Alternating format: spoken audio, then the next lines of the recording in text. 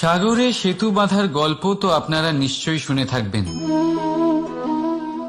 রামচন্দ্রের সেনাকে 100 যোজন সমুদ্র অতিক্রম করে লঙ্কায় আক্রমণ করতে হতো।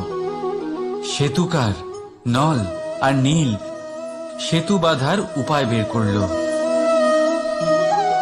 কিন্তু প্রশ্ন ছিল সেতু বাঁধা কি করে হবে? সমুদ্র অত্যন্ত গভীর, কত পাথর দেওয়া হলে এই বিশাল সমুদ্র অতিক্রম করা সম্ভব হবে? তখন এক উপায় নির্ধারিত হলো। পাথরের ওপর লেখা হলো রামের নাম, আর যখন সেই পাথরগুলোকে সাগরে ফেলা হলো সেগুলো ভাসতে লাগলো। এবারে কেউ বলবেন এটা রামচন্দ্রের নামের মহিমা, কেউ বলবেন এটা নারায়ণের কোনো জাদু, কিন্তু না, এটা রামচন্দ্রের সেই গুণ